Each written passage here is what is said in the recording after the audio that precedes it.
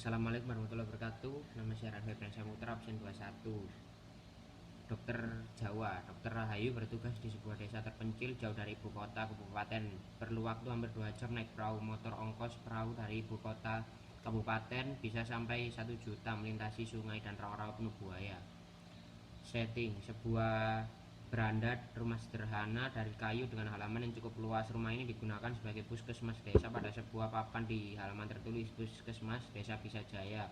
Di dinding beranda tertempel beberapa poster tentang cara hidup sehat, terutama poster tentang penanggulangan penyakit malaria. Tak jauh dari dinding itu sebuah timbangan tergantung lengkap dengan selendang bayi. Hanya ada sebuah meja tua dan bangku. Disitulah biasanya Dokter Rahayu menerima pasien-pasiennya. Tak jarang ia sendiri tertidur selonjoran di bangku panjang itu.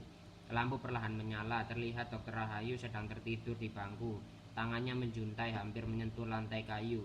Ia tampak sangat lelah. Jam dinding sederhana hadiah dari Pak Bupati yang terpasang di dinding menunjukkan pukul 2.15 dini hari. Terdengar salak anjing yang diikuti oleh keributan di luar halaman.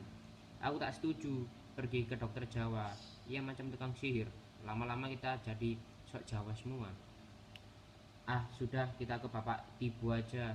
Jelas ia suku kita, kata suara lelaki. Anak kau ini sudah mau lahir. Jangan so pikir Jawa atau Papua. Sekarang panggil itu dokter, kata suara perempuan. Kau saja yang panggil. Kau kan yang mau melahirkan. Ini perbuatan kau juga. Itu suara siapa? Dokter Rahayu terbangun lalu melihat ke sekeliling halaman. Masuk saja. Dini hari seperti ini tak baik berada di luar rumah. Apa? Seperti mendengar suara.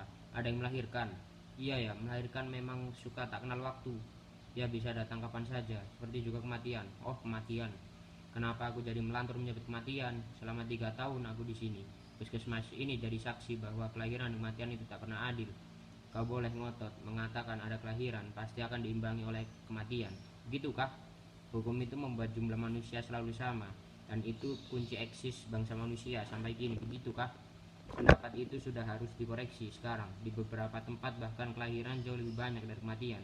Lihat saja kotamu sendiri.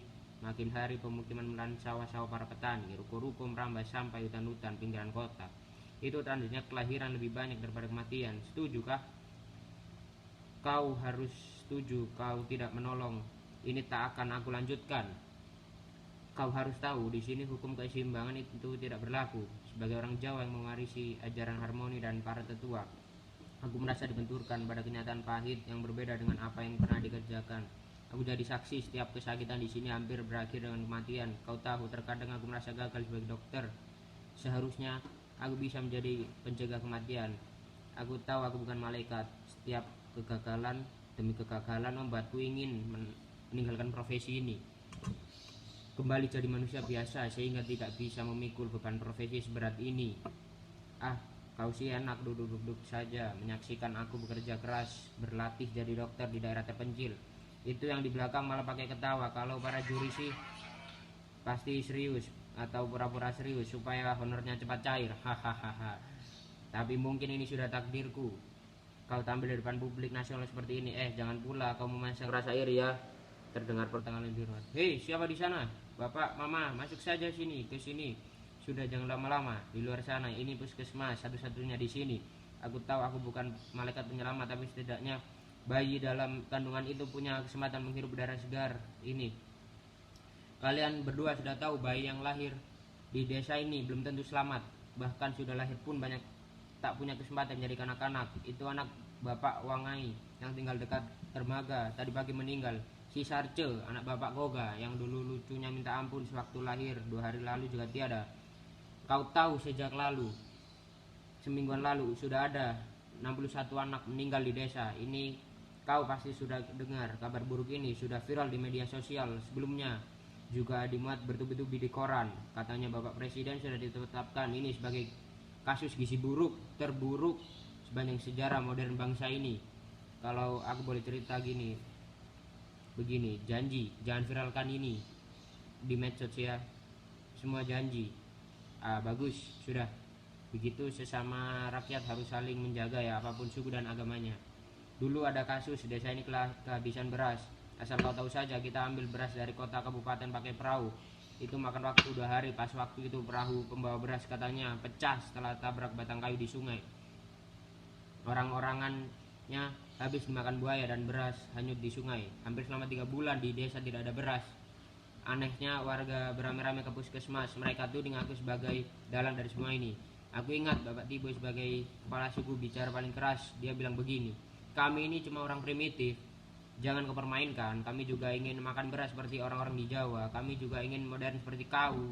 Tolong kau bawa beras untuk kami. Ketika aku mencoba untuk bicara, Bapak Tibo cepat-cepat memerintahku untuk diam. Kau minta saja presiden utus orang-orang Jawa yang bagus supaya cepat kirim itu beras. Kami ini bukan cuma lapar tapi juga ingin maju toh. Bapak Kogayang dari tadi di belakang maju ke depan. Kulitnya yang hitam gosong seperti terbakar. Orang-orang warga desa ini memang masih jarang yang pakai baju. Saya mau bicara. Maaf Bapak Tibo. Dokter Rahayu cuma mau bantu kita orang yang sudah lama-lama sakit-sakitan. Dokter ini juga bantu lahirkan kita, punya anak-anak. Semua sukarela, tak pernah minta ongkos. Jadi dia tidak punya urusan dengan beras. Ah, bagaimana kau bilang begitu Koga? Dulu ada niat baik dari orang Jawa yang kirim kita beras. Sekarang kita semua orang sudah makan beras supaya sehat dan modern. Karena dokter ini dikirim dari Jawa pasti juga bisa membawa beras. Tidak Bapak Tibu, aku beranikan diri untuk mulai berbicara. Saya dikirim dari Jawa untuk bantu kesehatan warga. Walau terbatas, saya punya obat-obatan. Mari kita pikirkan bersama mengatasi ketiadaan beras. Saya ada punya usul. Bagaimana kalau sementara kita kembali makan sagu? Kata Bapak Tibo. Mana pula begitu kau bicara? Zaman presiden dulu ada bilang kalau orang Papua mau modern harus makan itu beras. Makan itu sagu hanya memperpanjang penderitaan. Kami tak mau lagi makan sagu. Sagu berarti penderitaan. Karena kami juga ingin modern toh. Sekarang coba kau pikirkan supaya dapat beras. Kau pasti berpikir orang-orang di sini kaku dan keras kepala kan? Selama di sini aku justru banyak belajar bagaimana mereka berpikir dan ambil keputusan. Mereka selalu berpikir lurus, konsisten dan teguh pegang janji. Ini yang justru harus aku manfaatkan dengan baik. Tidak seperti kau yang mencela-mencela. Sekarang pilih nih, besok atau pilih itu. Tergantung siapa yang kasih rezeki. Bapak Tibo begini, kataku kepada kepala suku itu. Saya boleh tanya? Dia mengangguk. Bapak Tibo dulu dilahirkan Mama setelah kerjasama dengan ada punya bapak bukan? Walau ia tampak bingung tapi wajahnya jadi lucu ketika ia bilang, ah untuk apa kau tanya-tanya itu? Tanpa mereka mana bisa kita ini? Ada begitukah? Waktu mama dan bapak kerjasama mereka ada makan apa toh? Kulihat mukanya bertambah lucu setelah selingkuhan seolah melihat warga lain. Ia bilang, so pasti makan sagu. Aku tahu yang mulai terjerat. Langsung saja aku tarik jerat agar mudah memelintir lehernya. Set set set. Ketika lehernya cukup dekat aku katakan pada dia, nah bapak dan mama aja makan sagu, kenapa kita orang tidak? Ia coba menjawab dengan memelas. Orang Jawa so bilang, kalau kau berhenti makan itu sagu dan mulai makan beras, kau pasti modern, tidak lagi disebut primitif. Kami di sini semua ingin jadi modern toh, Bapak Tibo. Jadi modern tak harus makan beras. Orang Belanda tak makan beras, tapi makan roti dan gandum. Karena gandum hidup di tanah Belanda. Nah, kalau di tanah Papua ini tumbuh sagu, kenapa tidak makan sagu saja? Kita bisa olah sagu jadi roti. Begitukah? Bapak Tibo jadi modern, tak harus makan itu beras. Orang Belanda tak makan beras, tapi makan roti dan gandum. Karena gandum di tanah Belanda. Nah, kalau di tanah Papua ini tumbuh sagu, kenapa tidak makan sagu saja? Kita bisa olah sagu jadi roti. Begitukah? Mana pula bisa begitu? Tiba-tiba orang yang tadi diam saja bicara. Aku sungguh ingat dialah laki yang datang ke puskesmas malam-malam bawa seorang yang terluka yang menggendongnya. Dokter jangan banyak tanya, obati saja dia. Aku minta padanya membaringkan lelaki yang luka itu di sini di bangku ini. Aku lihat darah mengucur dari dada kirinya. Aku tahu itu luka tembak, ada peluru bersarang di tubuhnya. Bapak, dia harus dioperasi. Saya tidak punya alat, jadi bapak harus bawa dia ke rumah sakit kabupaten. Saya sudah bilang kau obati saja dan banyak tanya, apalagi kasih itu perintah. Ketika mengatakan itu, ia mulai mengacungkan sebuah senjata. Aku sedikit gugup, tapi coba aku sembunyikan dengan memasang muka serius seperti dokter pada umumnya. Mungkin begini ya, mungkin muka serius seorang dokter memperlihatkan muka serius kepada penonton. Beginikah? Kalau bapak tunjuk itu senjata, saya tidak bisa bekerja. Bapak duduk di sana saja. Saya akan keluarkan itu peluru dengan pisau kurang steril. Maukah? Spontanea jawab. Itu terserah kau. Dokternya sudah saya bilang kan, jangan banyak gaya. Untuk Untung peluru tidak terlalu dalam masuk ke dalam dada laki itu. Meski begitu aku tetap membiusnya dengan menggunakan pisau bedah. Seadanya aku berhasil mengeluarkan peluru ketika mencuci tangan dalam ember di halaman. Lelaki itu mengejar, "Jangan dokter, kasih mati itu teman. Kenapa dia tidak bergerak? Saya bisa kasih mati juga sama dokter. Tolong hidupkan lagi." Selanjutnya kembali ia tundukkan senjata kepadaku. Kali ini aku sudah benar-benar menguasai keadaan.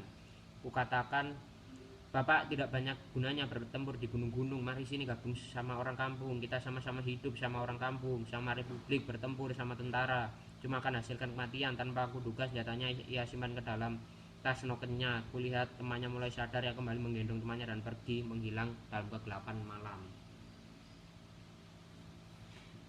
Aku lanjutkan kisahku dengan orang yang malam-malam itu ya. "Kau ada setuju kah?" Lalu dia bilang begini, "Sagu kami sudah habis dimakan tentara, apa yang bisa diolah jadi roti?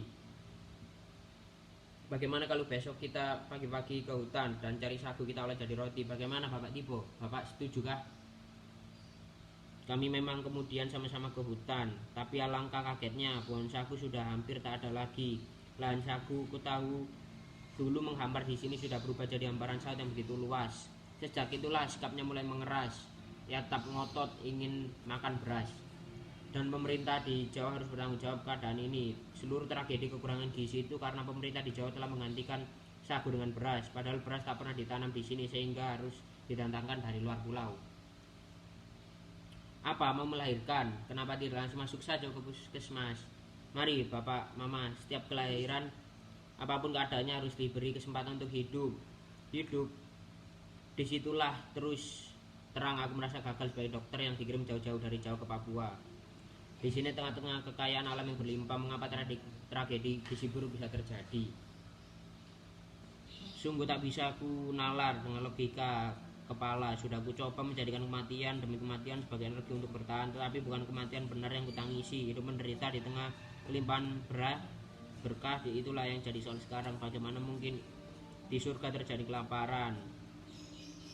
Sampai suatu hari seorang transmigran Bali yang tinggal tak jauh dari desa ini menyentak hidupku. Ia kebetulan kemari untuk berobat karena di desanya belum ada puskesmas. Ia cuma bilang, hidup itu harus menanam, tak bisa langsung memetik hasil. Kalimat begitu sederhana, tapi membuatku berpikir sepanjang malam. Warga di sini dulu memang sebagian hidup dan menangkap ikan di sungai, dan sebagian lagi mencari sagu untuk dijual. Tapi setelah sungai tercemar karena limbah sawit dan pohon sagu yang menyusut karena pembukaan perkebunan, kehidupan warga benar morat-marit. Dengan sedih harus kuceritakan padamu, anak-anak cuma disuguhi batok dan sabut kepala muda. Para orang tua cuma makan buah nipah yang banyak tumbuh di rawa-rawa. Itu pun kalau masih ada. Aku tahu Bapak Tipo tidak pernah sepaham denganku, tetapi di ujung penderitaan hanya kebersamaan yang menyelamatkan kehidupan kita. Dokter Rahayu, katanya suatu hari, masih untung kami punya dokter. Beras tak penting lagi karena kami bisa hidup dari apa saja. Ini kami ada bawa hipere. Kami tahu dokter juga sudah lama tidak makan beras. Silahkan dokter. Aku kaget bukan main. Ia bawakan segenggam ubi. Ini makanan paling mewah di saat-saat begini. Belum sempat aku tanyakan dari mana ia memperoleh hipere itu. Bapak Tipo berkata lagi, nanti malam kami ada gelar bakar batu. Kami undang dokter ke desa. Selain itu, Bapak Tipo begitu saja berdiri terpaku di halaman puskesmas. Kepala suku yang kupikir kaku dan main kuasa itu menyimpan kebaikan yang tidak pernah diperlihatkannya. Sepanjang hari itu aku berpikir tradisi bakar batu digelar sebagai ucapan rasa syukur dan menyambung silaturahmi warga. Berarti ada hal yang istimewa yang sudah terjadi. Tenang dokter, tahu dokter orang muslim, jadi kami tidak pakai itu babi. Kami cuma bakar daun dan hipere, kata Bapak Tibu. Ia menyebutku di gerbang kampung sebelum benar-benar tiba di tengah desa dan bertanya kepada Bapak Tibu, Bapak, jika boleh tahu dari mana seluruh hipere yang dipakai bakar batu? Bapak Tibu hanya tersenyum. Ia tak segera menjawab. Pria berbadan kekar walau usianya sudah di atas 60 tahun itu cepat-cepat menuntunku dalam kerumunan warga. Di tengah-tengah kampung, warga membuat melingkar mengelilingi api. Mereka sedang membakar batu-batu sebesar genggaman orang dewasa. Kau pasti tidak kenal upacara bakar batu kan? Kalau belum tahu juga sekarang mudah. Silahkan klik situs pencari internet, silahkan baca ya. Aku tak mau monolog ini panjang-panjang pergi tentang bakar batu ini. Aku cuma ingin katakan di tengah kerumunan Warga itu terdapat orang-orang berasal dari luar kampung. Mereka dengan cekatan melakukan pekerjaan bakar batu lalu masukkan hibere di dedaunan hutan sebagai sayurnya. Aku tahu terjadi bakar batu lebih banyak dan dilakukan oleh suku-suku di pegunungan Jayawijaya karena mereka penghasil hibere. Di antara kerumunan warga yang lokal yang malam itu tanpa baju, tiba-tiba aku menangkap sosok berbeda. Seseorang di antaranya aku kenal sebagai transmigran Bali. Dia yang dulu pernah berobat ke puskesmas ya ditemani oleh 5 orang lainnya, mungkin sama warga transmigran. Silakan dokter, saya kenalkan ini orang yang kasih selamat dari kelaparan, kata Bapak Dibo. Setelah memberi salam kepada warga transmigran para pemuka suku pada halaman, aku bertanya, jadi Bapak yang membawa hibere ke kampung ini? Seorang yang berpakaian seperti kepala suku cuma menjawab, kami menanam ini semua di tanah Papua, tentu untuk orang Indonesia. Nah, sekarang silahkan saudara-saudara makan sendiri, maknai sendiri kata-kata kepala suku dari pedalaman itu. Aku mohon permisi, ada pasien menungguku di luar halaman. Terima kasih. Wassalamualaikum warahmatullahi wabarakatuh.